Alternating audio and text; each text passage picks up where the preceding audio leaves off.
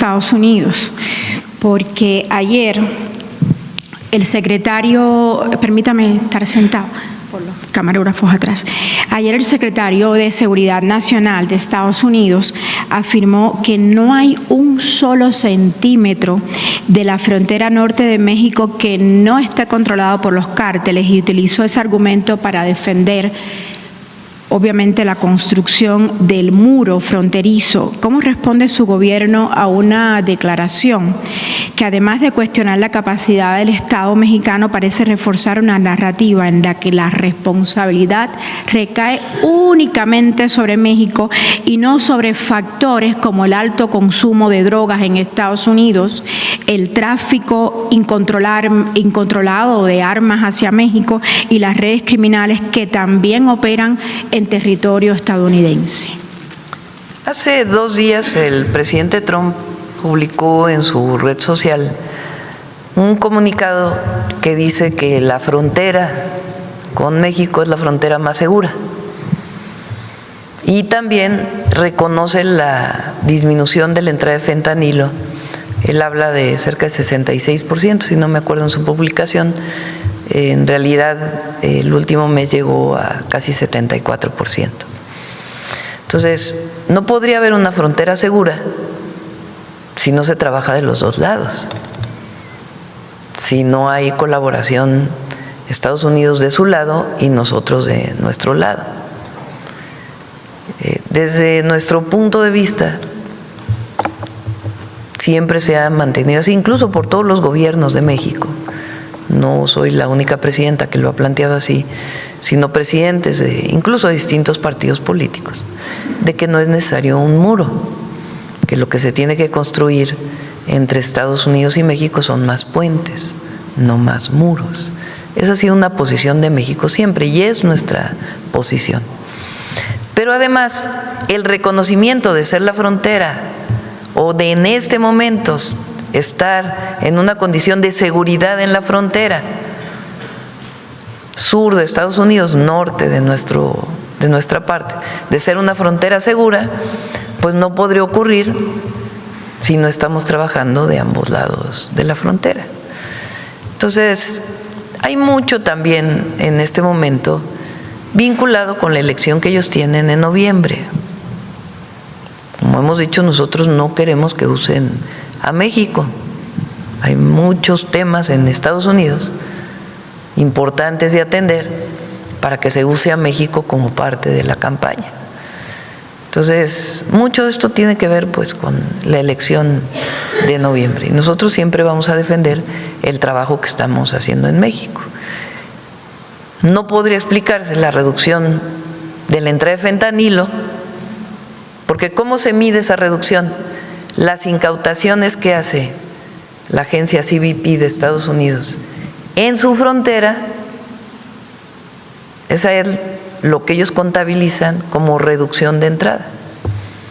¿Cómo hay reducción de entrada de fentanilo en la frontera de Estados Unidos si no estuviéramos nosotros haciendo nuestro trabajo? No podría explicarse. Entonces, tiene que ver pues con el trabajo que hacemos y el trabajo que ellos hacen y la coordinación que hemos establecido.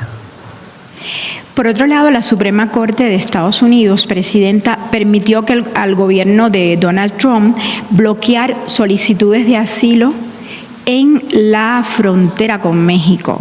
¿Qué mensaje envía esta decisión a nuestro país? Y quería saber si a usted le preocupa que el derecho de asilo, como en este caso, quede subordinado a los intereses políticos en Estados Unidos. La Suprema Corte de Estados Unidos. Bueno, en realidad tiene que ver con una decisión que tomó el presidente Trump cuando entró al gobierno. Había un esquema de entrada a Estados Unidos que había desarrollado el presidente Biden, CBP-1, que era el CBP-1, que es lo que hizo en su momento el presidente López Obrador, Alicia Bárcena como secretaria de Relaciones Exteriores y Migración, es que ese permiso se estableciera desde el sur de México, de tal manera que las personas que llegaran a la frontera norte ya tuvieran su permiso de asilo y en todo caso ya en la entrada pudieran hacerles pues las revisiones que tuviera que hacer Estados Unidos. CBP-1 lo desapareció el presidente Trump el primer día que entró al gobierno. Y ahora la Suprema Corte, lo que entiendo, pues es que ratifica esta decisión del presidente Trump de quitar el CBP-1. Y pues es una decisión de Estados Unidos. Nosotros lo que hacemos es, ahí donde hay migrantes de otros países en la frontera sur, pues buscar la manera, ya sea de que se queden en México, si tienen algún problema en su país, o si desean regresar a su país, darles las facilidades para que regresen. Presidenta, hay un tema que quisiera retomar y es después de la experiencia de lo ocurrido entre la decisión del gobierno de Chihuahua, la decisión unilateral y no autorizada.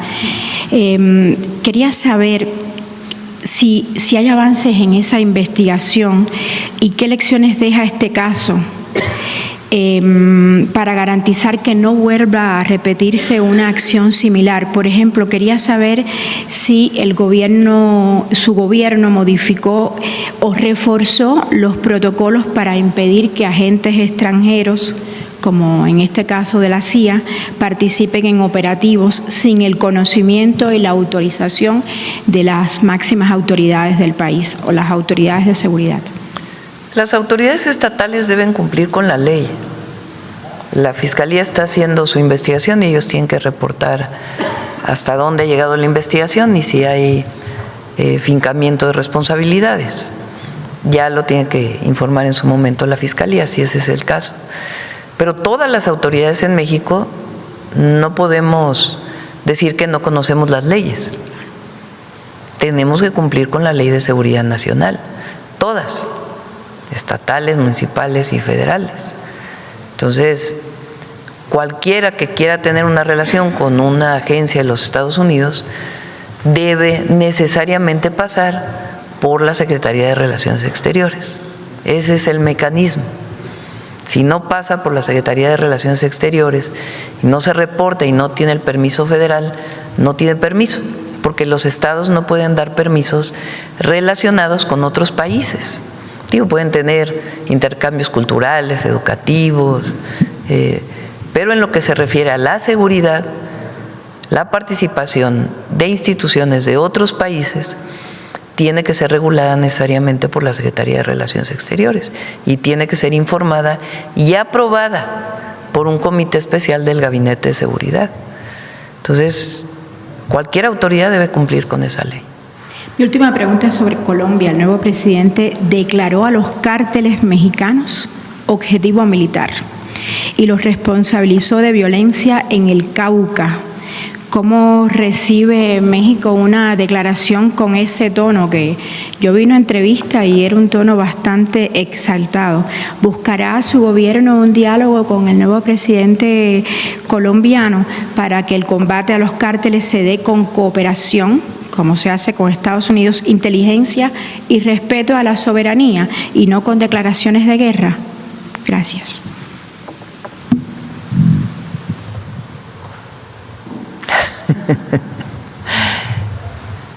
Hay colaboración y hay cooperación con Colombia desde hace mucho tiempo, no es de ahora.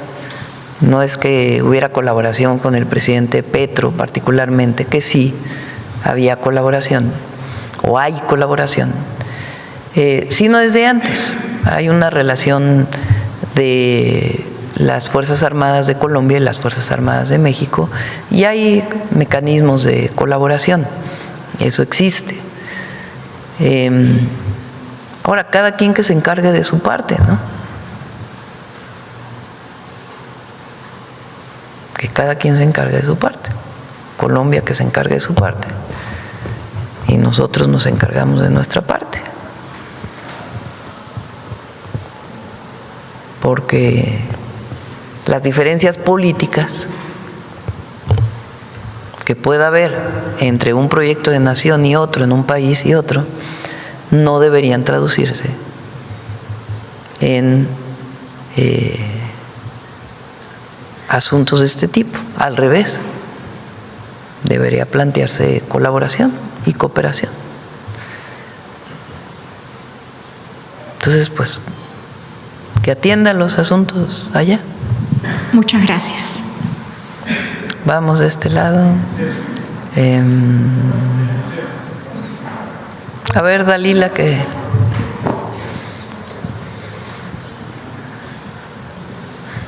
Gracias, Presidenta. Dalila Escobar, de Proceso. Primero quisiera preguntarle, me voy a quedar sentada, sobre esta situación que se ha dado en los anteriores días en los que se difundió el audio de una conversación que tuvo la gobernadora de Baja California, Marina del Pilar, en torno a si iba a tener o no una visita a un consulado de Estados Unidos en México, si se iba a acompañar también de abogados, que pues estaría relacionado con el asunto de una revocación de visas. Saber si usted tiene conocimiento sobre este asunto y si ha conversado más allá también de Estados Unidos con la gobernadora sobre esta situación. Sobre este tema no he conversado con ella y pues ella tiene que aclararlo. Creo que ya lo aclaró. Entonces, pues es un asunto de ella y entiendo que ya salió a aclarar.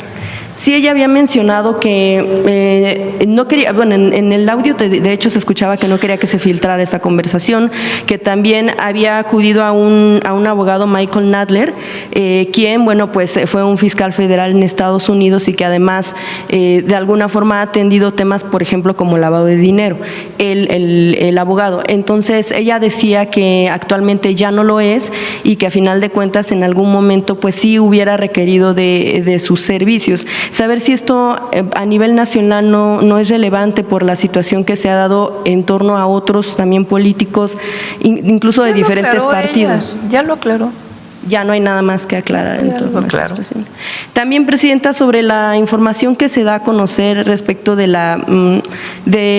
los bienes que tiene el exfiscal general de la República, Alejandro Gertz Manero, que actualmente, bueno, pues es embajador de México. Quisiera preguntarle si son muchísimos inmuebles, es una fortuna que asciende a varios millones por muchos años y también autos de lujo, si es un ejemplo, pues, de austeridad para cómo viven muchos mexicanos en nuestro país. Bueno, él lo declaró, ¿no? Sí, es una o sea, la declaración información patrimonial. viene de una declaración de él, de Así su es. patrimonio. Y él dice que ese patrimonio viene pues de su familia, de lo que él ha adquirido. Entonces, él fue transparente y declaró su patrimonio. Entonces, pues es su patrimonio. No, o sea, ¿no considera usted que es un ejemplo de pues ser austeridad como para representación de México en el exterior? Bueno, es su patrimonio y él lo declaró. O sea, que hay total transparencia por parte de él de su patrimonio. Malo sería que tuviera un patrimonio que no declarara. Entonces, pues es un patrimonio que él declara y que él tiene. No lo ve como ningún problema. Pues él lo hace público, él lo declara, él dice cómo lo adquirió. Entonces, es transparente. Bien. Presidenta, también preguntarle, usted mencionaba hace unos días que se recibe a las madres buscadoras, si bien no nada más por usted, bueno, usted ha mencionado que recibe algunos casos, y también en la Secretaría de Gobernación. Sin embargo, precisamente horas antes de la declaración, había madres y esposas de personas desaparecidas en Nuevo Laredo, acudieron a la Secretaría de Gobernación y ellos denuncian que fueron plantados por los funcionarios. De hecho, se había puesto muy firme una fecha en específico, ese lunes, el lunes pasado, para que fueran atendidas como víctimas de hechos que sucedieron en mayo de 2018, pero que pues tienen a sus familiares desaparecidos desde entonces y bueno, ellas acusan también que no han tenido la atención en torno a la reparación del daño, bueno, todo el sistema que tiene que ver con el asunto de atención a víctimas. La atención a víctimas se da a nivel estatal y a nivel federal. Y Rosicela, secretaria de Gobernación, hace un extraordinario trabajo y es una de las mujeres más sensibles al dolor ajeno, humano, que conozco, y más profesionales en su trabajo. Entonces, ustedes han sido testigos, de hecho, porque ha habido momentos en que esas reuniones son públicas, de la atención que ella y el equipo de la Secretaría de Gobernación brinda cuando se solicita apoyo por parte de colectivos de familiares de buscadores. Entonces ahora se dice que no hay atención. Mi equipo, fíjense, iba a mandar una fotografía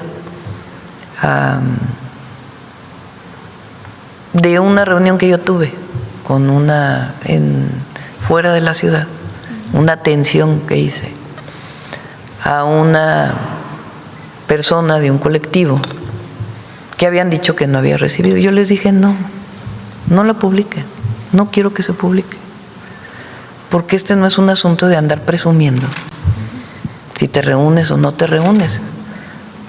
El asunto es lo que hace uno.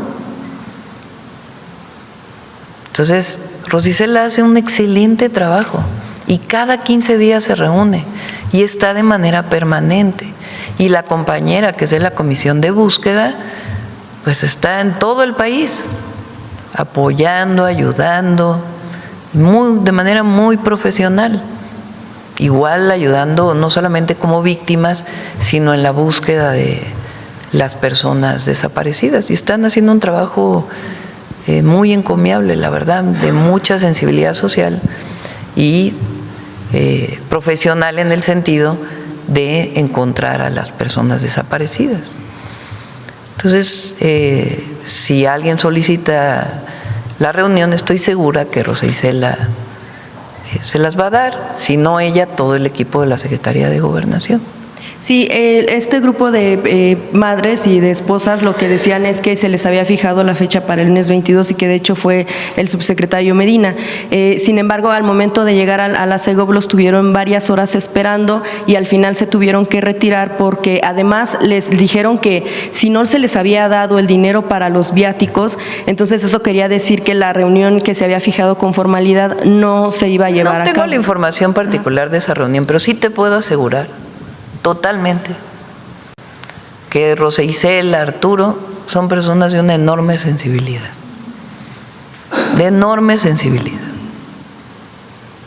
y que apoyan a los colectivos y a las familias. Entonces, a lo mejor se dio una situación en algún momento y en todo caso se tiene que aclarar, pero hay una atención muy importante. Y finalmente, Presidenta, quisiera preguntar una duda que ha surgido también en medios. ¿Sigue al frente el general Águila del Tren Maya, Lozano Águila? No, hubo un cambio. Es normal ese cambio, no es en particular por alguna razón. La Secretaría de la Defensa Nacional tiene como norma hacer cambios cada 2, 3, 4 años a las personas que están en diversas responsabilidades. Y fue una decisión del general secretario, la sustitución, no recuerdo ahora el nombre del general, estaba él a cargo de Banjército y ahora se fue a cargo del Tren Maya y el general Águila entra a cumplir otras funciones. Pero es parte pues de la rotación que ellos hacen normalmente en las distintas responsabilidades que tienen, sea relacionadas con la seguridad o sea relacionadas con otros temas. No se había hecho público este cambio, ¿verdad? Sí, lo hizo público la Defensa Nacional en su momento. Sí. Y tiene que ver, bueno, ya decía usted que no tiene que ver con el tema del desarrollo al frente del Tren Maya, pero ¿cómo considera usted que ha sido este proyecto a lo largo de todo este tiempo? Muy bueno, buenísimo, extraordinario. ¿Ya logró los números que estaban buscando? Hay un plan.